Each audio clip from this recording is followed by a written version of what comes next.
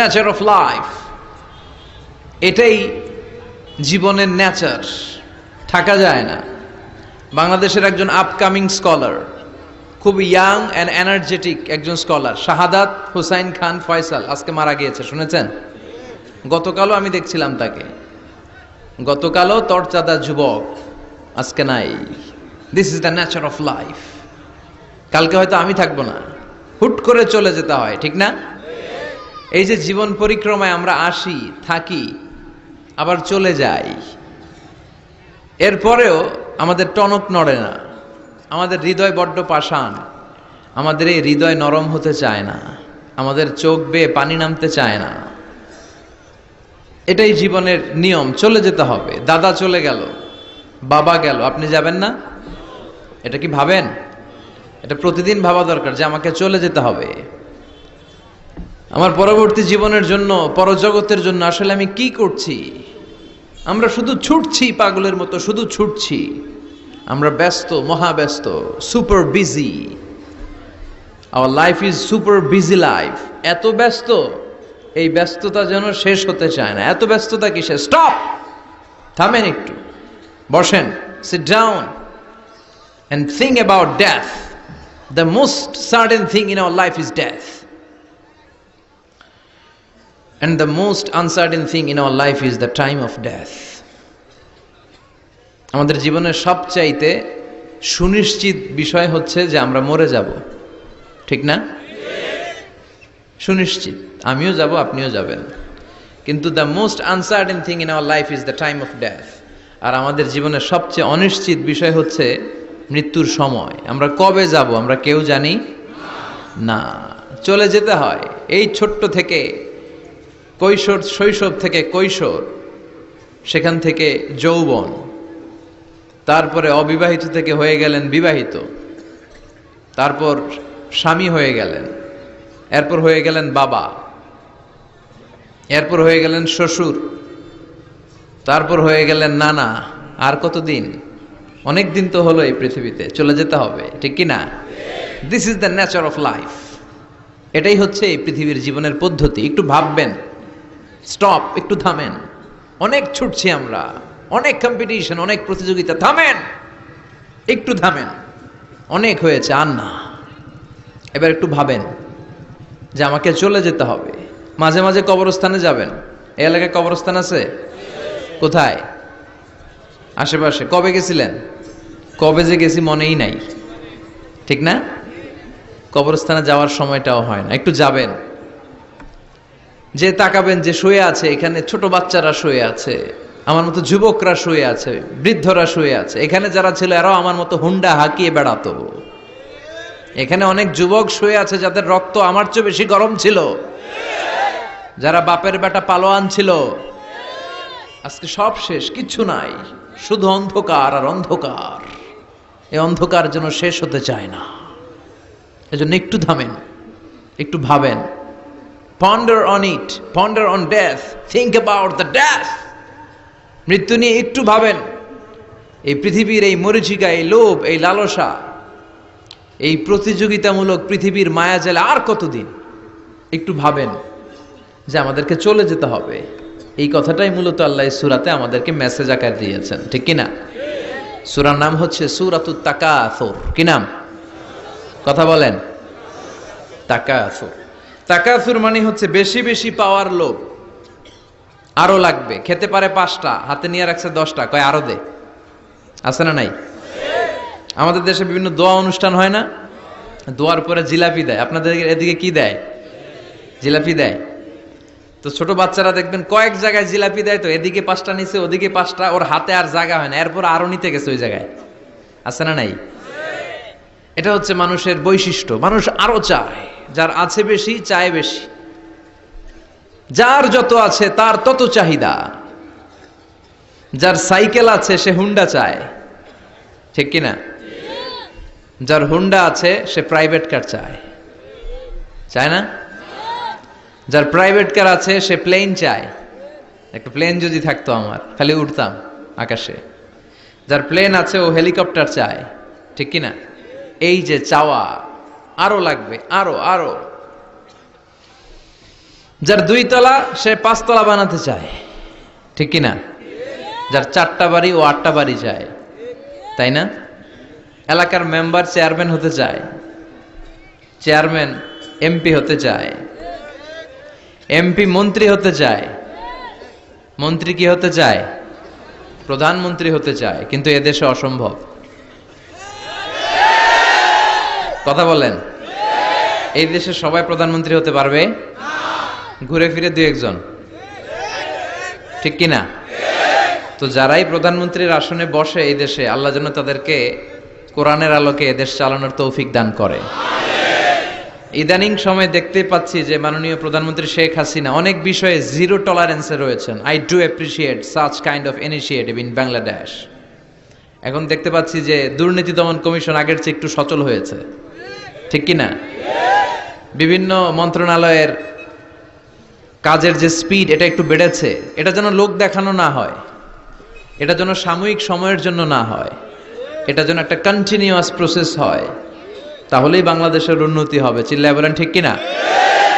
আমরা জনসাধারণ, আমরা খেটে খাওয়া মানুষ, আমরা খুব বেশি কিছু চাই না। আমরা চাই নিরাপত্তা, আমরা চাই দুবেলা দুমুঠো খেয়ে পড়ে থাকার অধিকার, আমরা চাই কথা বলার স্বাধীনতা, আমরা চাই চিন্তার স্বাধীনতা, আমরা চাই আসল অর্থে স্বাধীনতা। চিল্লায় বলেন ঠিক কিনা?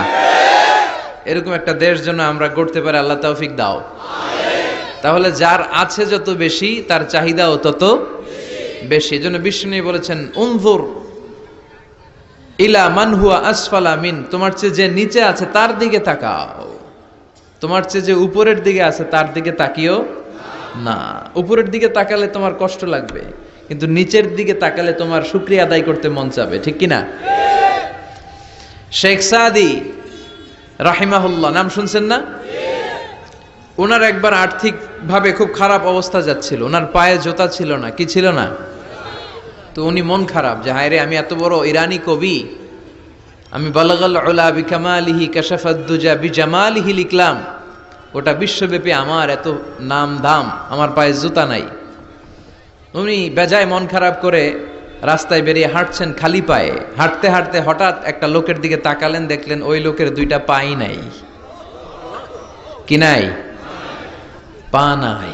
এবার উনি আল্লাহর শুকরিয়া করেন যে আল্লাহ অনেক দিয়েছো, অনেক দিয়েছো, শুকর আলহামদুলিল্লাহ। এজন্য আপনার চেয়ে খারাপ অবস্থানে যে আছে তার দিকে একটু তাকান। আপনি আপনার অবস্থানে সন্তুষ্ট না, কিন্তু অনেকে আছে আপনার অবস্থানে আসার জন্য সংগ্রাম করে যাচ্ছে। আপনার অবস্থানটা, আপনার বর্তমান অবস্থানটা অনেকের কাছে স্বপ্ন। সে স্বপ্ন দেখে আপনার জায়গায় পৌঁছার। এজন্য সব অবস্থায় শুকরিয়া করতে হবে। কার? সূরার নাম সূরাতুত তাকাসুর। সূরার নাম কি? তাকাসুর মানে বেশি বেশি চাওয়া। মানুষের স্বভাব হচ্ছে মানুষ বেশি বেশি চায়। রব্বুল আলামিন বলেন, আলহাকুমুত তাকাসুরু হাত্তা যুরতুমুল মাকাবির। দুনিয়ার লোভ লালসা, বেশি বেশি পাওয়ার আকাঙ্ক্ষা তোমাদেরকে একেবারে গাফেল বানিয়ে দিয়েছে। এই গাফলতি কোনোদিন তোমাদের কমবে না যতদিন না তোমরা কবরের বাড়িতে ঢুকবা। কার কথা? রব্বুল আলামিন বলেন, আলহাকুমুত তাকাসুরু হাত্তা যুরতুমুল মাকাবির। দুনিয়ার লোভ লালসা তোমাদেরকে পাগল বানিয়ে দিয়েছে। এই গাফলতি পাগলামি কোনোদিন তোমাদের থামবে না যতদিন না তোমরা কবরে ঢুকবা। কার কথা? কবরে আমাদের ঢুকাই লাগবে, বাঁচার কোনো উপায় আছে? একদিন মাটির ভেতরে হবে ঘরে মন আমার, কেন বান্ধ দালান ঘর, প্রাণ পাখি উড়ে যাবে পিঞ্জর ছেড়ে। ধরা ধামে সবই রবে, তুমি যাবে চলে। বন্ধু বান্ধব যত, মাতা পিতা দ্বারা সুত, সবই হবে তোমার পরে মন আমার, কেন বান্ধ দালান ঘর। একদিন মাটির ভেতরে হবে ঘরে মন আমার, কেন বান্ধ দালান ঘর। ঠিক কিনা? মাটির ভেতরে আমাদের যাওয়াই লাগবে, বাঁচার কোনো উপায় আছে? এজন্য রব্বুল আলামিন বলেন, দুনিয়াতে বেশি বেশি লাগবে, আরো বেশি চাই। এই প্রাচুর্যতার লোভ, সম্পদের লোভ, ক্ষমতার লোভ তোমাদেরকে একেবারেই গাফেল বানিয়ে দিয়েছে। আখিরাতকে একেবারে বেমালুম তোমরা ভুলে গিয়েছো। তোমাদের গাফলতি কমবে না যতদিন না তোমরা কবরের ভিতরে ঢুকবা, ঠিক কি না? কবরে ঢুকার আগ পর্যন্ত এই যে আমাদের আরো চাই, আরো চাই, আরো লাগবে, এটা কোনোদিন কমবে না। একমাত্র কবরই পারে আমাদেরকে স্তব্ধ করে দিতে, আমাদেরকে থামিয়ে দিতে পারে শুধুমাত্র কেবলমাত্র কবর। চিল্লায় বলেন ঠিক কিনা? ওই কবরে ঢোকার আগ পর্যন্ত খালি হাত পাতে, আরো দাও আরো দাও। যারা হাত পাতে এদেরকে আরবিতে বলে ফকির। কি বলে? আল্লাহ বললেন তোদের স্বভাব হচ্ছে ফকিরদের স্বভাব। কার কথা? ইয়া আইয়ুহান নাসু আনতুমুল ফুকারাউ ইলাল্লাহ ওয়াল্লাহু হুয়াল গনিয়ুল হামিদ। ও দুনিয়ার মানুষেরা, তোমরা সবাই ফকির, আসল ধনী একজন। চিল্লায় বলেন তিনি কে? তিনি হচ্ছেন আল্লাহ। তিনি কারো কাছে চায় না, আর সবাই তার কাছে চায়, ঠিক কি না? আমাদের স্বভাব আরো চাই, আরো চাই, আরো চাই। এই স্বভাবটা আমাদের পাল্টাতে হবে। আপনি একটু যোগ বিয়োগ দিবেন যে সুখে শান্তিতে, সুখ শান্তি খুব আপেক্ষিক বিষয়। খেয়াল রাখবেন, সুখ শান্তি টাকা দিয়ে কেনা যায় না, এই কথাটা মনে থাকবে। আপনার যদি টাকার পাহাড় হয়, খেয়াল করে বুঝেন, আপনার যদি টাকার পাহাড় হয়, সম্পদের পাহাড় হয়, আপনি গাড়ি কিনতে পারবেন, বাড়ি কিনতে পারবেন, কিন্তু সুখ কিনতে পারবেন না। সুখ কিনতে পাওয়া যায়? আছে ফেনীতে সুখ এন্টারপ্রাইজ আছে, যে জায়গায় সুখ বিক্রি করে। তাহলে আজকে নিয়ে যাব আমি গাড়িতে কইরা কয়েক কেজি। আছে? আছে না, সুখ কিনতে পাওয়া যায় না, এটা আপেক্ষিক বিষয়। আবার আপনার যদি অনেক টাকা হয়, পয়সা হয়, আপনি খেয়াল রাখবেন, আপনি খাট কিনতে পারবেন, দামি কম্বল কিনতে পারবেন, বালিশ কিনতে পারবেন, কিন্তু ঘুম কিনতে পারবেন না। ঘুম কিনতে পাওয়া যায়? ফেনীতে কেউ বেছে ঘুম? আপনি যদি ডাক্তারের কাছে যেয়ে বলেন ডাক্তার সাহেব আমারে 5 কেজি ঘুম দেন, ডাক্তার কবে ধুর মিয়া আমারই ঘুমে ধরে না, আমারই মাঝে মাঝে টেনশনের চোটে ঘুম আসে না, আপনারে কি দিব ঘুমের। তো এই জন্য ঘুম কিনতে পাওয়া যায় না। খেয়াল রাখবেন, সুখ শান্তি এগুলো আল্লাহর দান। অল্পেও সুখ থাকতে পারে, ঠিক কিনা? আপনি বিশ্বনবীর জীবনী পড়ে দেখেন, বিশ্বনবী অল্প খেতেন, অল্প পড়তেন, অল্প জমাতেন, আর অল্পের ভিতরে সুখ দিয়েছে কে? টাকা যার বেশি দুঃখ তার বেশি, টাকা যার বেশি কষ্ট তার বেশি, টাকা যার বেশি টেনশন তার বেশি। আপনি খেয়াল করে দেখেন, যারা বড় বড় ভিআইপিস এন্ড সিআইপিস, অনেকদের সাথে আমাদের পরিচয় আছে, তো ফ্যামিলিগত অনেক বিষয় আমরা কিছুটা জানি। সুখ নাই, শান্তি নাই, খালি কষ্ট আর ব্যারাম। আর কি? ব্যারাম। আরাম আছে ইসলামের ভিতরে। আপনি অল্প খেয়ে অল্প পড়ে শুকর গুজার হবেন, এটার ভিতরে শান্তি আর আরাম ঢুকাই দিয়েছে কে? আপনি খুঁজে দেখবেন যে অনেক কোটি টাকার মালিক, এদেরকে সিআইপি বলে। বড় শিল্পপতিদেরকে কি বলে? CIP, commercially important person. এদের জন্য এয়ারপোর্টেও একটা লাউঞ্জ থাকে, এয়ারপোর্টের ভিতরে আলাদা লাউঞ্জ, দেখবেন বড় করে লেখা সিআইপি লাউঞ্জ। আমার পরশুদিন প্রোগ্রাম ছিল ফরিদপুরে, তো ফরিদপুর থেকে আবার আমি রাতে চলে এসেছি, সকাল 8টার ফ্লাইটে এসেছি চট্টগ্রামে। তো ওখানে এখন সোশ্যাল মিডিয়ার কল্যাণে আমাদেরকে অনেকে চিনে, তো ওখানে যত সিকিউরিটি আছে, গোয়েন্দার লোক আছে, সবাই আমাকে ধরছে যে হুজুর আপনি এখানে না বসে আপনি সিআইপিসদের রুমে চলেন। আমি কি ভাই, আমি তো সিআইপি না, আমি মাফও চাই দোয়াও চাই। বলেন না, আপনি আসেন। তো সিআইপি হচ্ছে কমার্শিয়ালি ইম্পর্টেন্ট পারসন, এদেরকে বলে সিআইপি। তো এরকম অনেক সিআইপিদেরকে আমরা চিনি, ঘরে সুখ নাই, শান্তি নাই, স্বামী স্ত্রীর মধ্যে ভালোবাসা নাই, আছে মানিল্য, ধরাধরি, কাটাকাটি, মারামারি। ছেলে মেয়েদের সাথে সুখ নাই, শান্তি নাই, ছেলে কথা শোনে না, ছেলে টানে গাঞ্জা, আছে না নাই? মেয়ে করে পরকিয়া, মায় দেখে কিরণমালা। তো এইটা কি কোনো সংসার? এটা জাহান্নামের টুকরা। আচ্ছা, এবার আসেন অল্প পয়সার মানুষ যারা ফ্যাক্টরিতে কাজ করে, রিক্সা চালায়, কুলি মজুর, দেখেন এদের রোগ বালাই নাই, কষ্ট নাই, ঘরে শান্তি, নিজেও নামাজ পড়ে, আবার ফ্যামিলিতে যারা আছে ওরাও নামাজ পড়ে, ছেলেটাও নামাজ পড়ে, মেয়েটাও নামাজ পড়ে, ছেলেটাও সূরা ফাতিহা পড়ে, মেয়েটাও পড়ে, আলহামদুলিল্লাহ বলে। এটারে সুখ বলে। সুখ চিনে নিয়ে যান, এটারে টাকা দিয়ে কিনতে পাওয়া যায় না। যারা ধনী, এই সিআইপিসদের টেনশন বেশি, এদের রোগ বেশি, এমনকি এরা খেতেও পারে না। ডাক্তার তাদেরকে খুবই রেস্ট্রিক্টেড একটা ডায়েট প্রেসক্রাইব করে। ডাক্তাররা বলে আপনি গোশত খাবেন না, মাছ খাবেন না, আপনি খাসি খাবেন না, চিংড়ি খাবেন না, শুধু খাবেন ঘাস, শুধু খাবেন সবজি, ভেজিটেবল। খুবই রেস্ট্রিক্টেড ডায়েট। ভেজিটেবল খেতে পারে, অল্প লিমিটেড কিছু ভাত খেতে পারে, রুটি খেতে পারে। তার মানে খাওয়াতে সুখ নাই, ফ্যামিলিতে সুখ নাই, রাতে চোখে ঘুম নাই, ঠিক কিনা? ঘুমের ট্যাবলেট 4টা-5টা খেয়ে এরা ঘুমাতে যায়, এরপর লাভ দিয়ে ওঠে, আছে না নাই? কিন্তু ঘুমের জন্য যে ট্যাবলেট লাগে এটা রিকশাওয়ালারা জানেই না। সুবহানাল্লাহ পড়েন। দিস ইজ কল্ড পিস, এটারে বলে শান্তি। এই শান্তি দেওয়ার মালিক কে? এজন্য রব্বুল আলামিন বলেন, আল্লাহকুমুত তাকাসুরু হাত্তা যুরতুমুল মাকাবির। দুনিয়ার লোভ লালসা তোমাদেরকে পাগল বানিয়ে দিয়েছে। এই পাগলামি কমবে না যতদিন না কবরে ঢুকো। কবরে ঢুকার আগ পর্যন্ত এই চাই চাই আরো লাগবে, এই মানসিকতা মানুষের থামবে না। মানুষ শুধু কম্পিটিশন করতে পছন্দ করে, ওর 5 তলা আমার লাগবে 10 তলা। কম্পিটিশন আছে না নাই? ফেনী শহরে আগে 10 তলা কোনো বিল্ডিং ছিল 20 বছর আগে? কথা বলেন, এখন আছে না নাই? ঢাকা শহরে আজ থেকে 20-25 বছর আগে 10 তলা 15 তলা বিল্ডিং খুঁজে পাওয়া যেত সহজে। এখন অলিতে গলিতে বিল্ডিং এর জন্য হাঁটাই যায় না। চিল্লায় বলেন ঠিক কিনা? বিশ্বনবী বললেন, ওয়ান্তাল হুফাতাল উরাতাল আলাতা রিয়া আশ-শাইয়াতাতাওয়ালুনা ফিল বুনিয়ান।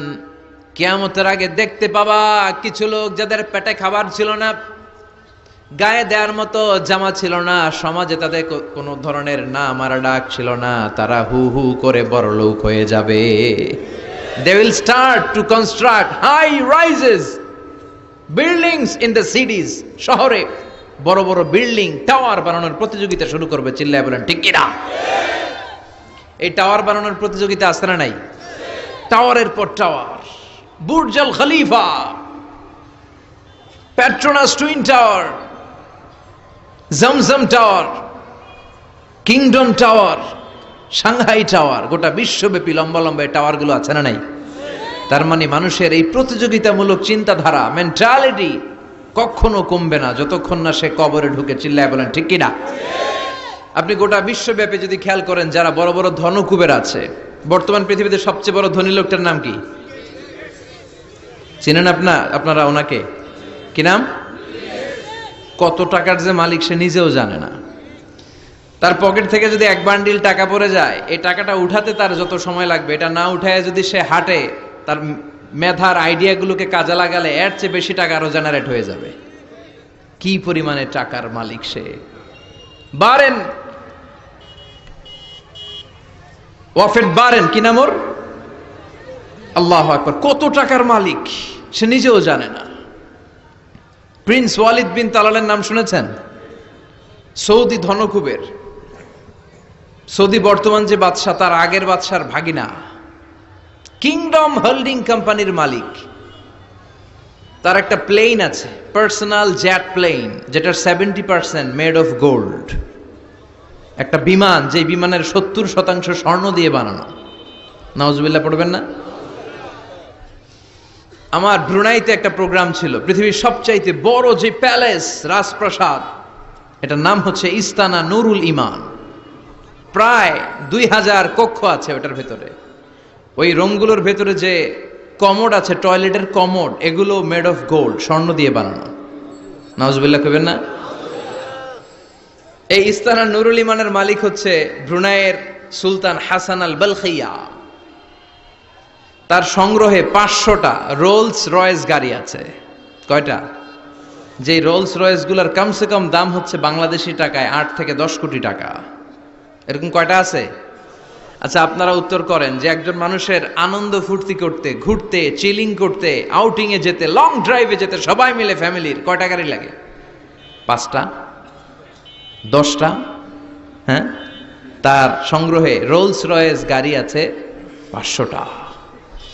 পোরশে, ফারারে, লাম্বরগিনি, ওডি, রেঞ্জ রোভার, এই জাতীয় বিশ্ববিখ্যাত যে ব্র্যান্ড, এই পরিমাণ কি পরিমাণ যে তার সংগ্রহে আছে, কালেকশনে আছে, তার কোনো শেষ নাই। তার মানে মানুষের মেন্টালিটি হচ্ছে যার আছে যত বেশি তার চাই তত বেশি। চিল্লায় বলেন ঠিক কিনা? এজন্য রাব্বুল আলামিন বলেন, আল্হাকুমুত তাকাসুরু হাত্তা যুরতুমুল মাকাবির, তোমাদের দুনিয়ার লোভ লালসা কোনোদিন কমবে না যতক্ষণ না তোমরা কবরের বাড়িতে ঢুকবা। ঠিক কিনা? এই কবরে ঢুকার আগ পর্যন্ত মানুষের সম্পদ আর অর্থের প্রতি লোভ লালসা আকাঙ্ক্ষা কখনো কমবে না। খেয়াল রাখবেন, সম্পদ উপার্জনে ইসলাম বাধা দেয় না। আপনি যদি হালাল পন্থায় উপার্জন করতে চান, এটারে হালাল রেখেছে কে? সম্পদ আপনি উপার্জন করবেন, খরচ করবেন, আপনার উপর জাকাত ফরজ হলে জাকাত দিয়ে দিবেন, কিন্তু সম্পদকে হৃদয়ে স্থান দেয়া যাবে। হৃদয়ে থাকবে কার ভয়? চিল্লায় বলেন কার? যাদের হৃদয়ে আছে আল্লাহর ভয়, তারা কভু পথ ভুলে যায় না। আল্লাহর প্রেম ছাড়া এই দুনিয়ায় কারো কাছে কোনো কিছু চায় না। রাতের আধারে যারা সেজদাতে রয়, দু চোখের শ্রুতে নদী যেন বয়। ছলনার হাতছানি যতই আসুক, পেছনে ফিরেও সে তাকায় না। যাদের হৃদয়ে আছে আল্লাহর ভয়, তারা কভু পথ ভুলে যায় না। আল্লাহর প্রেম ছাড়া এই দুনিয়ায় কারো কাছে কোনো কিছু চাই না, কারো কাছে কোনো কিছু চাই না। ঠিক কিনা? মুমিনের অন্তরে তো মুমিন অর্থ সম্পদকে স্থান দিতে পারে না। মুমিনের অন্তরে মুমিন স্থান দিবে কাকে? চিৎকার করে বলতে হবে কাকে? তার মানে ইসলাম বলে তুমি সম্পদ উপার্জন করো, সম্পদকে তুমি আহরণ করো, কিন্তু সম্পদকে তুমি তোমার হৃদয়ে স্থান দিও না। হৃদয়ে স্থান দিবা কাকে? আবার সম্পদ পেয়ে যখন আপনি ধনী হয়ে যাবেন, জাকাত দেয়াটারেও ফরজ করেছে কে? দে জাকাত, দে জাকাত, তোরা দে রে জাকাত, তোর দিল খুলবে পরে, আগে খুলো খাত। দে জাকাত, দে জাকাত, তোরা দে রে জাকাত। পড়ে না আমিন? আপনার দিল পরে খুলবে, আগে খুলতে হবে কি? হাত। হাত যাদের খোলা তাদেরকে পছন্দ করে কে? আবার বিশ্বনবী বললেন 7 শ্রেণীর ব্যক্তি আছে, যে 7 শ্রেণীর ব্যক্তিকে রব্বুল আলামিন কিয়ামতের ময়দানে আরশের নিচে ছায়া দিবে। ওই 7 শ্রেণীর মধ্যে 1 শ্রেণীর ব্যক্তি এমন ব্যক্তি, ওই ব্যক্তি ডান হাত দিয়ে যেটা দান করে, তার বাম হাত ওই দানের ঘটনা টের পায় না। ডান হাতে দেয় কিন্তু বাম হাত টের পায়, তার মানে গোপন দান। কি দান? গোপন দান আল্লাহর কাছে খুব প্রিয়। গোপন দানের মধ্য দিয়ে আল্লাহর ক্রোধ রাগ কমে যায়। এজন্য গোপনে দান করবেন। আপনি মাহফিলে লোক দেখিয়ে 1 লক্ষ টাকা দিলেন, 10 লক্ষ, এটার মধ্যে যদি রিয়া থাকে, শো অফ, লোক দেখানো মানসিকতা থাকে, এটা হয়ে যাবে হাবা আম্মানসুরা, মিজানের পাল্লা এটার কোনো ওজন হবে না। আর আপনি রাত্রিবেলা লুকিয়ে লুকিয়ে মসজিদের পাশ দিয়ে যাচ্ছিলেন, দেখলেন যে দান বক্স, পকেট থেকে 2 টাকার নোট বের করে দিয়েছেন, এটারে মিজানের পাল্লায় উহুদ পাহাড়ের সমান ভারী করবে কে? এজন্য আল্লাহ বলেন, গোলাম তোর গোপন দান আমার কাছে প্রিয়। বান্দা যখন গোপন দান করে, ওই গোপন দানকে আল্লাহ বাড়াতে থাকে, যদিও এটা পরিমাণে কম। আল্লাহু আকবার। গাভীর মালিক যখন নতুন বাছুর পায়, গাভী যখন বাছুর দেয়, উটের মালিক যখন নতুন উটের বাচ্চা জন্ম দেয়, উটের মালিক বড্ড খুশি হয়ে যায়। উটের মালিক উটের ছোট বাচ্চাটাকে খাইয়ে দাইয়ে পেলে পুষে বড় করে। আল্লাহ বলে, আমার সন্তুষ্টির জন্য যে এই ছোট্ট দানটুকু সেই দিন তুই করেছিস, তোর দানটাকে পেলে পুষে বড় করে আমি উহুদ পাহাড়ের সমান বানিয়ে তোর মিজানের পাল্লায় উঠাইয়ে দেব রে গোলাম। এজন্য লুকিয়ে দান করাটা শ্রেয়। আপনারা যারা দান করতে চান, আপনারা শো অফ না করে লুকিয়ে দান করবেন। রাজি আছেন তো? আর সম্পদশালী যারা হয়েছেন তারা যাকাত দিবেন। যারা যাকাত দেয় না, ওয়াল্লাযীনা ইয়াকনিজুনা আয-যাহাবা ওয়াল ফিদ্দা ওয়ালা ইউনফিকুনাহা ফি সাবিলিল্লাহ ফাবাশশিরহুম বিআযাবিন আলীম। রব্বুল আলামিন বলেন, নবী যারা সম্পদের মালিক, 10টা 20টা ফ্ল্যাটের মালিক, একরের পর একর জমির মালিক, বিশাল সম্পদের মালিক, তারপরেও সম্পদ জমিয়ে রাখে, আল্লাহর রাস্তায় যাকাত দেয় না, তাদেরকে আপনি কঠিন আযাবের সুসংবাদ দেন। পড়েন নাউজুবিল্লাহ। আওয়াজ করে বলেন তো, আযাবের সুসংবাদ হয় না দুঃসংবাদ? হচ্ছে দুঃসংবাদ, কিন্তু আল্লাহ বললেন আযাবের সুসংবাদ দাও। তার মানে এই আযাবটা যেন তেন কোনো আযাব নয়, এটা ভয়ঙ্কর একটা আযাব, এটা যেন তেন আযাব নয়।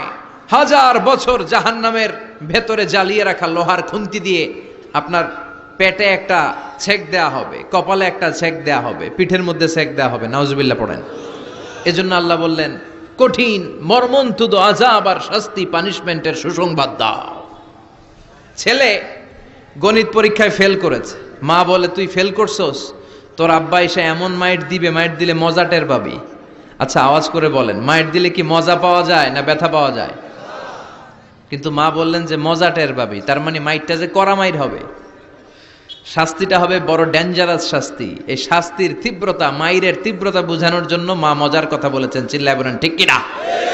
এজন্য সম্পদশালী যারা হয়েছেন আল্লাহর শুকরিয়া করেন, আর বছরান্তে যাকাত দিয়ে দেন, সম্পদের মধ্যে বরকত দিবে কে? সাইয়েদনা মুসা আলাইহিস সালামের নাম শুনেছেন? ওনার এক চাচাতো ভাই ছিল কারুন, বিশাল সম্পদের মালিক। কত যে সম্পদ, তার সব সম্পদগুলো সে সিন্ধুকের ভেতরে আটকে রাখতো। আর ওই সিন্ধুকের তালার যে চাবিগুলো, ওই চাবিগুলা কাঁধে তুলতে 10 জন মানুষ লাগতো। তাহলে সম্পদ কি কম না বেশি? সাইয়েদনা মুসা আলাইহিস সালাম বললেন, আল্লাহ তোমাকে সম্পদের মালিক বানিয়েছে, তুমি এই সম্পদের যাকাত দাও। কি দাও? সে বলে না, আল্লাহ তো আমার সম্পদের মালিক বানায় নাই, ইন্নামা উতীতুহু আলা ইলমিন ইনদি, আমি আমার মেধা খাটিয়ে এই সম্পদের মালিক হয়েছি। সাইয়েদনা মুসা আলাইহিস সালাম বললেন, যাকাত দাও, না হয় আল্লাহর আযাবের অপেক্ষায় থাকো। কারণ বলে, তোমার আল্লাহরে বলো যদি পারে আমারে আযাব পাঠাইতে, আমার দিকে যদি পারে তোমার আল্লাহ যেন আযাব পাঠায়। আল্লাহরে চ্যালেঞ্জ দিস। কারে চ্যালেঞ্জ দেয়? আল্লাহ তো ছাড় দেয় কিন্তু ছেড়ে দেয় না, এটা জানেই না। আল্লাহ কি দেয়? কি দেয় না? এই কথাটা মনে রাখতে পারবেন? আল্লাহ কি দেয়? কি দেয় না? আল্লাহ ছাড় দেয়, আল্লাহ চান্স দেয়, আল্লাহ সুযোগ দেয়, আল্লাহ ভালো হয়ে যাওয়ার সুযোগ দেয়, কিন্তু আল্লাহ ভুলে যায় না, আর আল্লাহ ছেড়েও দেয় না। চিল্লায় বলেন ঠিক কি না? কারণ বলে, তোর আল্লাহরে বল, পারলে আমারে মারতে, পারলে আযাব পাঠাতে বল, দেখি তোর আল্লাহর শক্তি কত রে মুসা, আযাব পাঠাতে বল। আল্লাহ বলে, ফাখাসাফনা বিহি ওয়া বিদারিহিল আরদ। এই কথা বলার সাথে সাথে কারুনের বিশাল সিন্ধুকের বাক্স, স্বর্ণের বাক্স, রূপার বাক্স, সম্পদের বিশাল বিশাল সিন্ধুকগুলো সহ কারুনকে আমি জামিনের মধ্যে দাবিয়ে দিলাম। নাউজুবিল্লাহ পড়েন। জামিনে, এটা একটা আশ্চর্যজনক শাস্তি। এই শাস্তি আবার অন্যদেরকে আল্লাহ দেয় নাই। আল্লাহ কাউকে আযাব দিয়েছেন প্রচন্ড বাতাস, বাতাস দিয়ে আল্লাহ উড়িয়ে দিয়েছেন। কাউকে দিয়েছেন পাথর বৃষ্টি, কাউকে দিয়েছেন আগুন বৃষ্টি, কাউকে দিয়েছেন ভূমিকম্প, কাউকে আল্লাহ আকৃতির বিকৃতি ঘটিয়েছেন। দাউদ আলাইহিস সালামের কিছু কওম, তারা সাগরের মাছ ধরে রাখতো। এই মাছগুলো সাইয়েদনা দাউদ আলাইহিস সালামের কণ্ঠের তেলাওয়াত শুনতে আসতো। আল্লাহ বললেন, শনিবারে মাছ ধরা যাবে না। কি বারে ধরা যাবে না? কারণ প্রত্যেক সপ্তাহের শনিবারে আকাবা উপসাগরের তীরে বসে সাইয়েদনা দাউদ আলাইহিস সালাম ওনার সুরের ঝংকার তুলে জাবুর কিতাব তেলাওয়াত করতেন। আমাদের কোরআনে সূরা আছে 114টা, আর ওনার জাবুর কিতাবে ছড়া ছিল 150টা। আমরা পড়ি সূরা, ওনারা পড়তেন ছড়া। সুবহানাল্লাহ কইবেন না? তো ওনার গলায়ও সুর, আবার ওটা ছড়া, গাইলে কত সুন্দর লাগে। উনি আকাবা উপসাগরের পাশে বসে ছড়াগুলো তেলাওয়াত করতেন, শিক্ষণীয় ইসলামিক ছড়া।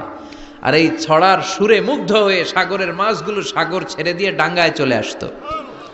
আল্লাহ বললেন, দাউদের উম্মত খবরদার, শনিবারে মাছ ধরা যাবে না। রবি থেকে শুরু করে শুক্রবার পর্যন্ত ধর, নিষিদ্ধ হচ্ছে শনিবারে। আদেশটা কার? নির্দেশনা কার? মানার দরকার আছে না নাই? দাউদ আলাইহিস সালামের কওম একটু বুদ্ধি করলেন, ওরা মনে মনে বুদ্ধি করলেন যে আল্লাহ শনিবারে ধরতে নিষেধ করছে, আমরা ধরবো না, শনিবারে আমরা জাল দিয়ে বেড়ে দিয়ে রাখবো। কি করব? জাতে মাতাল তালে ঠিক। শনিবারে ধরা যাবে না, একে অপরের বলতেছে এই খবরদার, শনিবারে মাছ ধরবি না। নিষেধ করছে কে? শনিবারে মাছ ধরা যাবে না। সবগুলো মাছ সাগর ছেড়ে দিয়ে যখন ডাঙ্গায় চলে এসেছে, ওরা শনিবারে এই মাছগুলো ধরে না, ওরা বেড়ে দিয়ে রাখে যাতে যেতে না পারে। শনিবার শেষ, ওরা সময়ের দিকে তাকায় থাকে, রবিবার শুরু হইলেই মার ধর, আছে না নাই? ও মিয়া, ওরা কৌশল করলে আমার আল্লাহর কি কৌশল জানা নাই? আল্লাহ বললেন কুনু কিরাদাতান খাসিইন, তারা অভিশপ্ত বানর হয়ে যাও। আল্লাহ এক একজনের এক এক শাস্তি দিয়েছে, কিন্তু এই কারুনকে দিয়েছে ভিন্নতর একটা শাস্তি। সমুদয় সম্পদ সহ আল্লাহ তাআলা কারুনকে মিশরের ফায়ুম জেলার মাটিতে দাবিয়ে দিয়েছে। কারুনের পা পর্যন্ত দেবে যায়, কারণ ভাবছে উঠে যাবে, কোমর পর্যন্ত দেবে যায়, কারণ ভেবেছে কিছু হবে না, আমার গায়ে অনেক শক্তি, আমি পার পেয়ে যাব। গলা পর্যন্ত যখন দেবে যায়, কারণ কয় মুসা সব সম্পদ তোর, আর তোর আল্লাহ লইয়া যা, আমারে সাইরা দে, সব সম্পদ তোর মুসা, সব তোর, গাড়ি তোর, বাড়ি তোর, সিন্ধুকের বাক্সগুলা তোর আর তোর আল্লাহর, আমারে খালি সাইরা দে, আমি বাঁচতে চাই। আল্লাহ ছাড় দেয় কিন্তু ছেড়ে দেয় না। কারুনরে সেদিন আল্লাহ ছেড়ে দেয় নাই, ফেরাউনরে অনেক ছাড় দিয়েছে, ছেড়ে দেয় নাই। এই জন্য আল্লাহর সাথে অধ্যত্বপূর্ণ আচরণ যারা করে, আল্লাহ তাদেরকে ছাড় দেয় কিন্তু কশ্চিন কালেও ছেড়ে দেয় না। চিল্লায় বলেন ঠিক কিনা? কারণকে জামিনের মধ্যে দাবিয়ে দেয়া হলো, সম্পদ সহ জামিনের মধ্যে। আল্লাহ কারণকেও দাবালেন, কারণের সম্পদও দাবালেন, গোটা বিশ্বের মানুষের চোখে আঙ্গুল দিয়ে দেখানোর জন্য কারণের একটা ছোট্ট বাড়ি আল্লাহ রেখে দিলেন। সুবহানাল্লাহ। মনোযোগ আছে আপনাদের? তাকবীর পড়েন, লিল্লাহি তাকবীর। এই যাকাত যদি না দেন, আপনার এই আদরের সম্পদগুলো, ব্যাংক ব্যালেন্স, আপনার প্রাইস বন্ড, আপনার ফ্ল্যাটগুলো, আপনার একর একর জমিগুলো কিয়ামতের দিন কি হবে জানেন? সুজাআন আকরা, টেকো সাপ। সাপের মাথায় চুল হয়, জানেন? এই যে ফানা ধরে না, এইটা হচ্ছে সাপের মাথা। এখানে সাপের মাথায় কিছু পশম হয় আর চুল হয়, কিন্তু যেই সাপ বেশি বিষাক্ত, বিষের ঠেলায় ওই চুল পড়ে যায়, এই জায়গায় চুল। আবার দেখতে যায় না আজকে সাপ ধইরা একেবারে শেষ করে দিবে। তো আল্লাহ যে সাপগুলো দিয়ে আমাদেরকে পানিশমেন্ট দিবে, এগুলো তো দুনিয়ার সাপের মতো, তাই না? এগুলো মনে হয় অ্যানাকোন্ডার মতো, C snake, rattle snake, king cobra, black mamba, Python, এই জাতীয় সাপ না। সুজাআন আকরা, টেকো সাপ, মাথায় চুল নাই, এক একটা ছোবলে আপনার পুরো দেহটা ভেনোমাস হয়ে যাবে, পয়জনাস হয়ে যাবে। এক ছোবলে দেহটা 70 গজ জামিনের নিচে চলে যাবে। এজন্য যাকাত দেয়ারে আবশ্যক করে দিয়েছে কে? এখন আবার যাকাতের শাড়ি আর লুঙ্গি সমাজে আছে না নাই?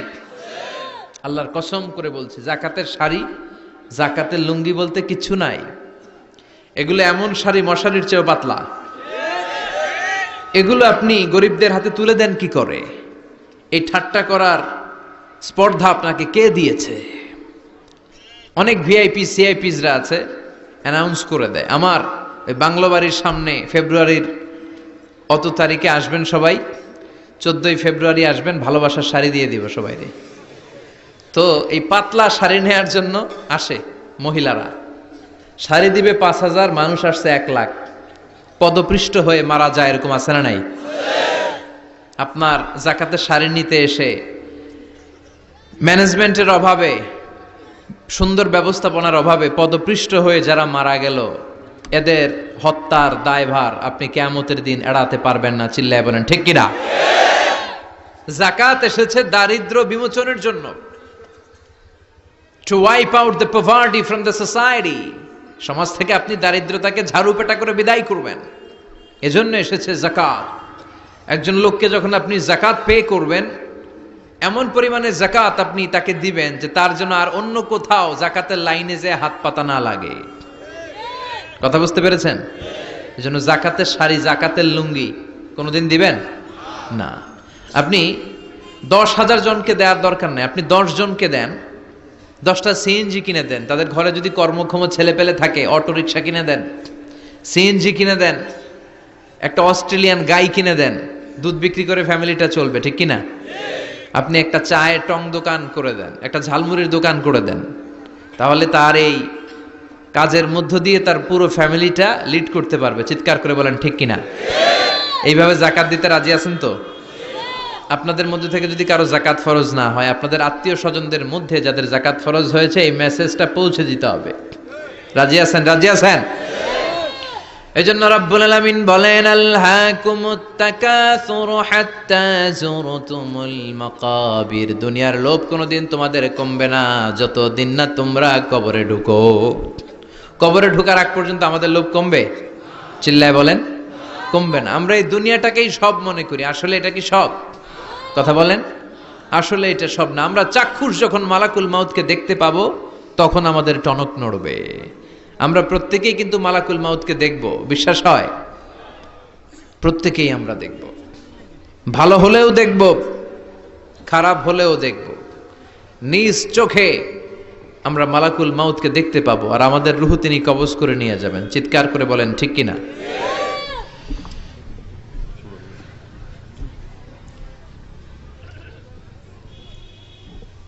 যারা মুমিন বান্দা, যারা ইমানদার, তারা মালাকুল মাউতকে দেখবে খুব সুশ্রী, সুন্দর, সাদা ধবধবে জুব্বা পরা একটা যুবকের বেশে। আলহামদুলিল্লাহ পড়েন। আপনারা ইনশাল্লাহ এই সূরাতে মালাকুল মাউতকে দেখবেন সুশ্রী সুন্দর এক যুবকের বেশে, সুঘ্রাণ তার গা থেকে আসছে। সে এসে মুমূর্ষু ব্যক্তির মাথার সামনে বসে পড়ে, বসে বলে, ইয়া আইয়াতুহান নাফসুল মুতমাইন্নাহ, হে প্রশান্ত আত্মা, উখরুজি ইলা মাগফিরাতিল্লাহি ওয়া রিদওয়ানে, আল্লাহর ক্ষমা, আল্লাহর সন্তুষ্টির দিকে তুমি বের হয়ে আসো। বলতে বলতে রুহুটা স্মুথলি মুমিন বান্দার দেহ থেকে বের হয়ে মালাকুল মাউতের হাতে চলে যায়। কাফান মিন আকফানিল জান্নাহ, হানুত মিন হানুতিল জান্নাহ, জান্নাতের হানুত এনে, কাফন এনে মালাকুল মাউত এটাকে খুব সম্মানের সাথে, আমরা বাঁচলেও যেমনি সম্মানিত, আমরা মরে গেলেও। রব্বুল আলামিন বলেন, ওয়ালাকাদ কাররামনা বানি আদম, আমি বনি আদমকে সম্মানিত করেছি। বেঁচে থাকলেও মানুষ সম্মানিত, মরে গেলেও সম্মানিত, ঠিক কিনা? বিশ্বনবী দেখলেন একটা লাশ নিয়ে যাওয়া হচ্ছে, পেছনে পেছনে অনেক মানুষ, লাশ বহনকারী মানুষগুলোরে দেখে বিশ্বনবী সাহাবাদের সাথে বসা ছিলেন, হঠাৎ বিশ্বনবী দাঁড়িয়ে গেলেন। সাহাবারা বললেন, নবী ইন্নাহু ইয়াহুদি, এইটা তো ইহুদির লাশ, আপনি দাঁড়ালেন কেন? আপনি বসেন। বিশ্বনবী বললেন, আওয়ালাইসাত নাফসান, হোক না ইহুদির লাশ, এটা কি মানুষ না? সুবহানাল্লাহ পড়েন। কি নবী ছিলেন! মানবতা, হিউম্যানিটি কাকে বলে তিনি গোটা বিশ্বের মানুষের চোখে আঙ্গুল দিয়ে শিখিয়ে গিয়েছেন। বিশ্বনবী বললেন, এটা মানুষ, মানুষকে আমি অনেক সম্মান দান করেছি। I have dignified the status of the sons of Adam, আমি আদম আলাইহিস সালামের সব সন্তানকে সম্মানিত করেছি। চিল্লায় পড়েন সুবহানাল্লাহ। আল্লাহ আমাদের সম্মান এত বাড়িয়েছে যে নূরের ফেরেশতারাও এই মানুষকে সেজদা দিতে বাধ্য হয়েছে, ঠিক কিনা? তুমি মাটির আদমকে প্রথম সৃষ্টি করিয়া ঘোষণা করিয়া দিলে শ্রেষ্ঠ বলিয়া, তাই তো নূরের ফেরেশতা করে আদমকে সেজদা, ঠিক কিনা? তাই তো নূরের ফেরেশতা করে আদমকে সেজদা, সবার চেয়ে সম্মান দিলে মাটির আদমকে। আল্লাহু আল্লাহু তুমি জাল্লে জালালুহু, শেষ করা তো যায় না গে তোমার গুণগান। আল্লাহু আল্লাহু, সুবহানাল্লাহ পড়েন। তার মানে মানুষের সম্মান আছে না নাই? এই মুমিন বান্দাকে আল্লাহ এত সম্মান দেয়, মালাকুল মাউত পুরুষের আকৃতিতে আসে, যুবকের আকৃতিতে আসে, ধবধবে সাদা জুব্বা পরে জান্নাতি কাফনে করে রুহুটা নিয়ে এল্লিনে চলে যায়। আল্লাহ আমাদের মৃত্যুটা যেন এরকম ইমানের মৃত্যু হয়। আরো জোরে পড়েন আমিন। আর যারা কাফের, আহলুস শিমাল, বামপন্থী, ইসলাম বিরোধী, এরাও মালাকুল মাউতকে দেখে, তবে ভয়ঙ্কর আকৃতিতে দেখে। ভয়ঙ্কর, যত কুৎসিত হতে পারে একজন মানুষের চেহারা, যত দুর্গন্ধ বেরোতে পারে একজন লোকের দেহ থেকে, এরকম ভয়ঙ্কর অগ্নিমূর্তি নিয়ে মালাকুল মাউত তার কাছেও আসে, সেও দেখে। তবে এসেই মালাকুল মাউত ত্রাস সৃষ্টি করে। কি সৃষ্টি করে? আপনারা হাইওয়েতে বাসে করে ঢাকায় যেতে কখনো ডাকাতের কবলে পড়েছেন? কেউ কেউ কেউ হয়তো পড়েছেন। ডাকাতরা কি করে জানেন? ডাকাতরা সংখ্যায় কম। পড়েছ, অনেকে পড়েছ, তাদের অভিজ্ঞতা আছে। ডাকাতরা সংখ্যায় 5 জন, বাসে আছে 50 জন, তারপরও 50 জন কাঁপতে থাকে। এর কারণ ডাকাতরা এসেই শুরুতে একটা ত্রাস সৃষ্টি করে। ওরা রামদা দিয়ে চাকু দিয়ে এলোপাথাড়ি কোপায় পুরুষগুলোরে, যাতে রক্ত দেখে ভয়ে যা যা আছে আগে রেডি করে রাখে। কথা কন? মালাকুল মাউত ইসলাম বিরোধী আর গাদ্দার গুলোর মাথার সামনে এসে ত্রাস সৃষ্টি করে। এসে বলে, ইয়া আইয়াতুহান নাফসুল খাবিসা, হে পাপাত্তা বের হ। দুনিয়াতে ইসলাম রে অনেক বাস দিয়েছিস,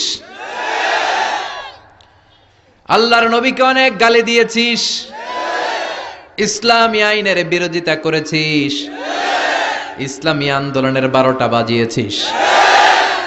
একটার পর একটা বলে ত্রাস সৃষ্টি করে, আর লোকটা কাঁপতে থাকে ভয়ে। আর বলে, ইয়া আইয়াতুহান নাফসুল খাবিসা, পাপাত্তা বের হয়ে আয়, বের হ। মুমিনের আত্মা যেমনি ডাক দেওয়ার সাথে সাথে স্মুথলি বের হয়েছে, কাফের আর মুশরিক ইসলাম বিরোধীদের আত্মা কেউ এরকম তাড়াতাড়ি বের হবে নাকি? উখরুজি ইলা গাদাবিল্লাহ, আল্লাহর রাগ, ক্রোধ আর ঘৃণার দিকে আত্মা তুই বের হয়ে আয়। বের হয় না। আত্মা একবার ডানে দৌড় মারে, একবার বাঁয়ে দৌড় মারে, সামনে মারে, পেছনে মারে, আত্মাটা শুধু ছোটাছুটি করে। এবার মালাকুল মাউত গায়ে যত জোর আছে টেনে টেনে টেনে হিচড়ে আত্মাটারে বের করে নিয়ে আসে। আল্লাহ, এই মরণ থেকে তুমি আমাদেরকে বাঁচাও। একটা জীবিত ছাগলকে জবাই না করে তার চামড়া দেহের এক জায়গা থেকে উল্টো দিকে টেনে হিচড়ে বের করলে সে যতটা ব্যথা পায়, এর চেয়ে বেশি ব্যথা কষ্ট দিয়ে ইসলাম বিরোধীদের রুহ কবজ করা হয়। এজন্য সেদিনের অপেক্ষায় আমরা সবাই আছি, ঠিক কিনা? তখন বোঝা যাবে কার কত ক্ষমতা, তখন বোঝা যাবে কার প্রতিফল কিরকম হবে, কার আবাসস্থল কোথায় হবে, কে ডানপন্থী কে বামপন্থী, কে জান্নাতি জাহান্নামী, সেদিন সব গোমর ফাঁস হয়ে যাবে। এজন্য রাব্বুল আলামিন বলেন, আলহাকুমুত তাকাসুরু হাত্তা যুরতুমুল মাকাবির। দুনিয়ার লোভ লালসা তোমাদেরকে একেবারে পাগল বানিয়ে ফেলেছে। ক্ষমতার লোভ, টাকার লোভ, খ্যাতির লোভ, যশের লোভ তোমাদেরকে এমন পাগল বানিয়েছে, আখিরাতকে বেমালুম তোমরা ভুলে গিয়েছো। তোমাদের এই গাফলতি কশ্চিন কালেও থামবে না, কমবে না, যতদিন না তোমরা কবরে ঢুকবা, ঠিক কিনা? এজন্য প্রিয় ভাইরা, একটু থামেন, স্টপ, সিট ডাউন, একটু ভাবেন যে আমাদেরকে চলে যেতে হবে। আমরা আজীবন থাকতে আসি নাই। এই দুনিয়াটা একটা মরীচিকা, তাই না? এই পৃথিবীটা একটা মায়াজাল, এটা একটা ধোঁকা। এই মায়াজালের ভেতরে আমরা পড়ে আছি। এই পৃথিবীর দৃষ্টান্ত হচ্ছে 4টা স্বর্ণের টুকরা আর 3টা লাশের মতো। আওয়াজ করে বলেন তো, স্বর্ণের টুকরা কয়টা? লাশ কয়টা? অনেক অনেক আগের জামানায় 3 জন যুবক তাদের কর্মসংস্থানের জন্য বেরিয়েছে। পথিমধ্যে তারা গুপ্তধন পেয়েছে। কি পেয়েছে? 4টা স্বর্ণের টুকরা পেয়ে তো মহা খুশি, আমরা বেঁচে গেলাম, আমরা ধনী হয়ে গেলাম, আর জীবনে আমাদের দুঃখ নাই, কষ্ট নাই। এবার মানুষ 3 জন, স্বর্ণের টুকরা 4টা, একটু ঝামেলা হয়ে গেল না? 4 জনে 4টা পাইলে ভালো হতো না? মানুষ কয়জন? স্বর্ণের টুকরা কয়টা?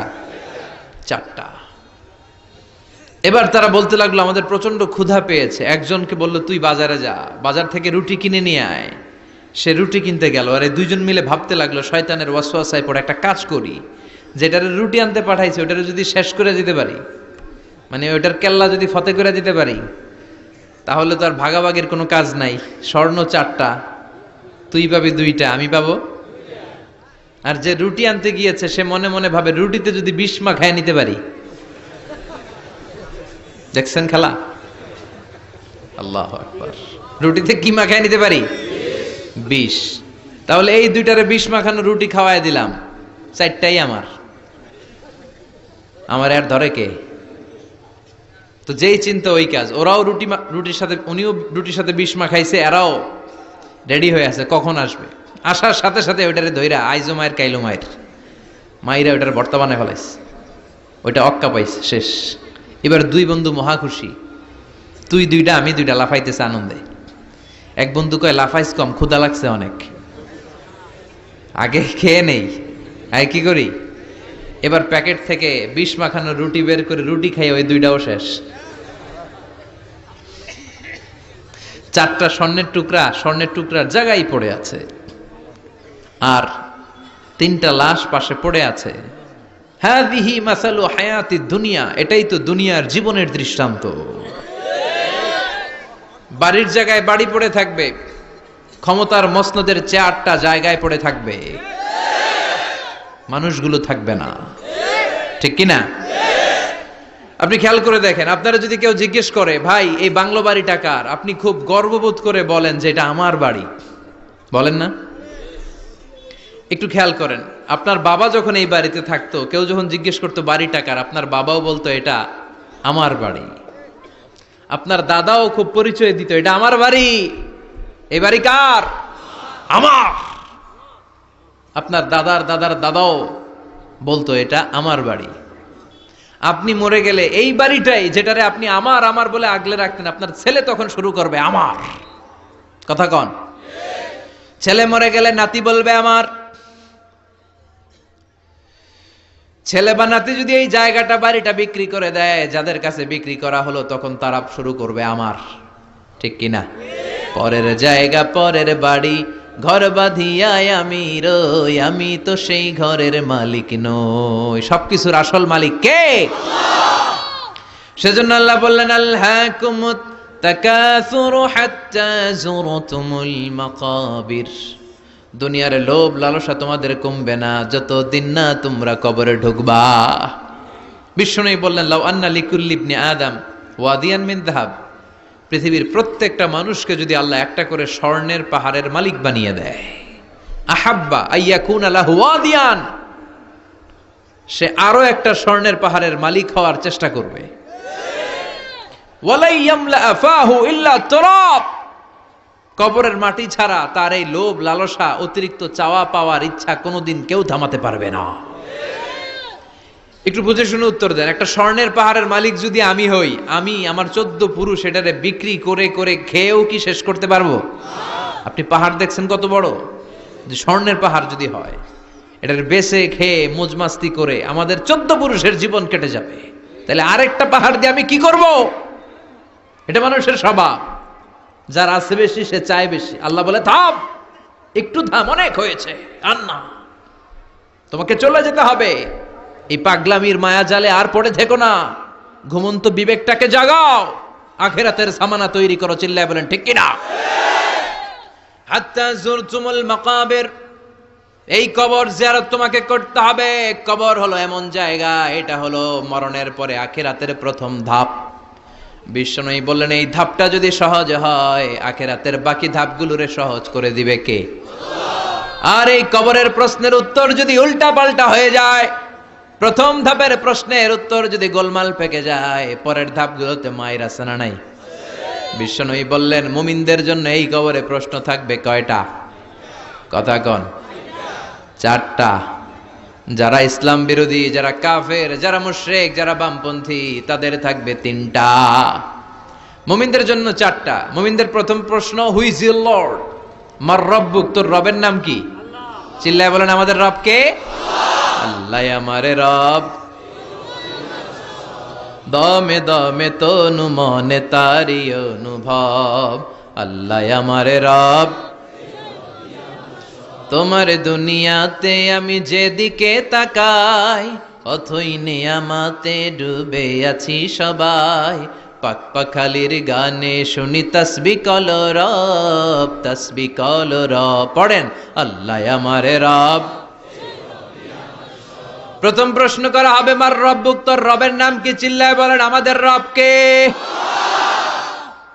দ্বিতীয় প্রশ্ন, মা দীনুক, তোর ধর্মের নাম কি? আমাদের ধর্মের নাম কি? বিশ্বনবীর চেহারা দেখিয়ে বলা হবে আতারিফু মান হাযার রাজুল, এই লোকটারে চিনো কিনা? আমরা বলবো চিনি, উনি আমাদের পেয়ারা নবী, ঠিক কিনা?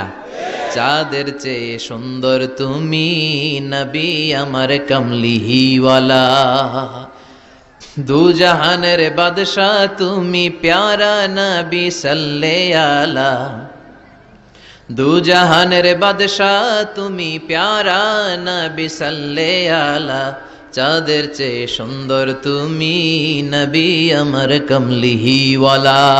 সুবহানাল্লাহ পড়েন। আমরা বিশ্বনবীর চেহারা দেখা মাত্রই চিনে যাব, ঠিক কিনা?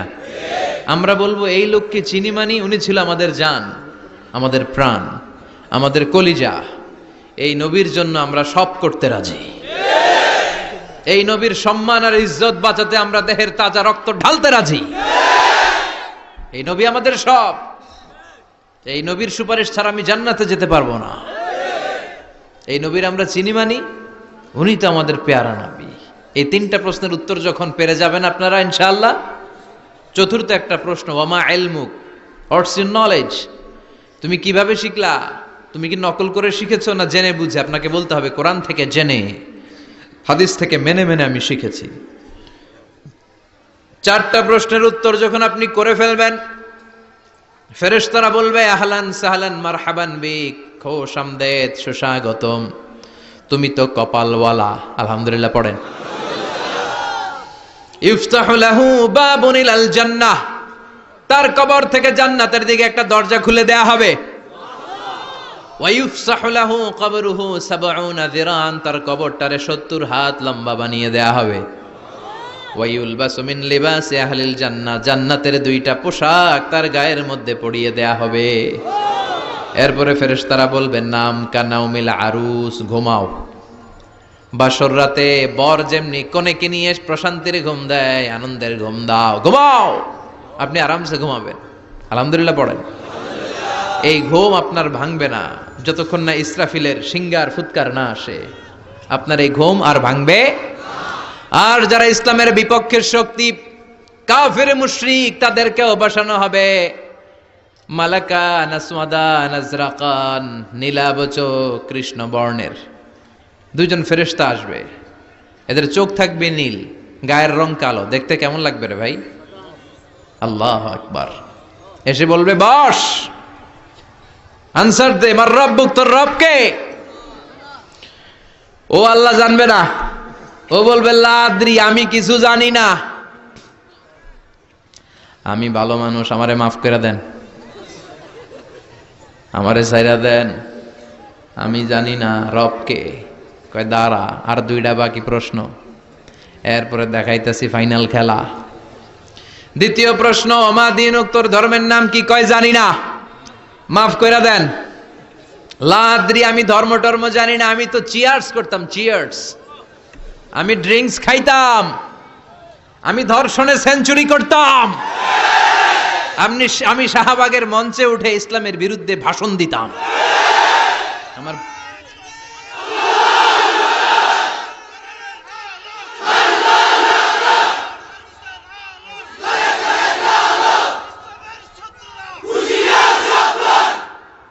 সে পাগলের মতো বলবে লা আদ্রি, আমি কিছু জানি না, আমি কিচ্ছু মনে করতে পারছি না, কে আমার রব? আমার কিছু মনে নাই, আমার জীবনটা আমি ডেডিকেট করেছি ইসলামের বিপক্ষে, আমার জীবনটা আমি শেষ করেছি কোরআনের বিপক্ষে। দুইটা প্রশ্ন শেষ, বাকি কয়টা? এবার বিশ্বনবীর চমৎকার নূরানি চেহারাটা দেখিয়ে বলা হবে আতারিফু মান হাযার রাজুল, এই লোকটারে চিনো নাকি? সে বলবে আমি এই লোকটারে চিনি না, আমার দলের লোকেরা যা করত, নাস্তিকরা যা করত, আমিও তাই করতাম। সবাই লোকটারে গালি দিত, আমি ওই লোকটারে গালি দিতাম। আমি এই নবীর বিরুদ্ধে ব্লগের মধ্যে উল্টা পাল্টা লিখতাম। আছে না নাই? ফেরেশতারা বলবে লা দারাইতা ওয়ালা তারাইতা, তুই তো পোড়া কপাল, তুই তো একটা প্রশ্নের উত্তর করতে পারলি না। ফায়ুতরাকু বিমাতারিক মিন হাদিদ, লোহার হ্যামার দিয়ে এবার পিটিয়ে পিটিয়ে ওর গায়ের গোশতগুলো থেতলে ফেলা হবে। ওয়ায়ুকালু লিল আরদি, জমিনকে বলা হবে ইলতাইমি, ও কবরের জমিন, কবরের মাটি, দুই দিক থেকে তুই চাপা দে। কি দে? দুই দিক থেকে চাপা মার, এক একটা চাপার চোটে পাজরের হাড়গুলো ভেঙে টুকরো টুকরো হয়ে যাবে। আল্লাহ এই পরিস্থিতি থেকে, ওই কঠিন বিপদের দিন তুমি আমাদের বাঁচিয়ে দিও। আমরা যেন সবগুলো প্রশ্নের যথাযথ উত্তর করতে পারি, তুমি তৌফিক দাও। এজন্য আল্লাহ বললেন, আল্হাকুমুত তাকাসুরু হাত্তা যুরতুমুল মাকাবির, তোমাদের লোভ লালসা কোনোদিন কমবে না যতদিন না তোমরা কবরের ভেতরে ঢুকো। এই কবরে আমাদেরকে যেতে হবে, ঠিক কি না? এটা থেকে পালাবার কোনো সুযোগ আছে? কোনোভাবে বেঁচে থাকা যাবে? এজন্য মাঝে মাঝে কবরে যাবেন। কই যাবেন? বিশ্বনবী বলেছেন, নাহাইতুকুম আন জিয়ারাতিল কুবুর, একটা সময় তোমাদেরকে কবর জিয়ারত করতে নিষেধ করেছিলাম, আল আনা ফাজুরুহা ফাইন্নাহা তুযাক্কিরুল আখিরা, তবে এখন সমস্যা নাই, এখন কবর জিয়ারত করো, কেননা কবর জিয়ারত করলে আখিরাতের কথা স্মরণ করায় দেয় কে? মাঝে মাঝে কবরস্থানে যাবেন আর ভাববেন যে এখানে আমাকে আসতে হবে, চলে যেতে হবে আমাকে, এটা আমার আসল জায়গা। তবে মহিলারা যাবেন না, কারণ মহিলারা লাশ, কবর আর রক্ত দেখলে সহ্য করতে পারে না, তারা বিলাপ শুরু করে দেয়, আছে না নাই? ও মা গো, মইরা গেল গো, কই গেল রে, আছে না নাই? চুল টানে, লাফালাফি, বিলাপ করে নারীরা। হৃদয় নরম তো, এদের হৃদয় আবার খুব নরম। তো এই জন্য নারীরা কবরে যাবেন না, আপনারা কবরের বাইরে থেকে আপনার আব্বার জন্য দোয়া করে ফেলবেন। পুরুষরা যাবেন, প্রায় কবরে যাবেন। কবরের চারদিকে ডিজাইন করে বড় দেয়াল, গম্বুজ, এগুলো করা যাবে না।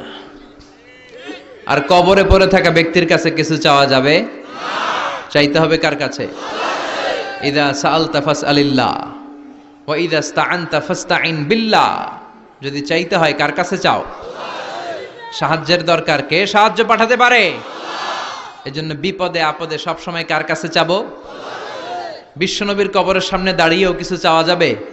যাবে না, কারণ বিশ্বনবীও চাইতেন কার কাছে? বিশ্বনবী নিজেই চাইতেন আল্লাহর কাছে। এজন্য আমাদেরও চাইতে হবে কার কাছে?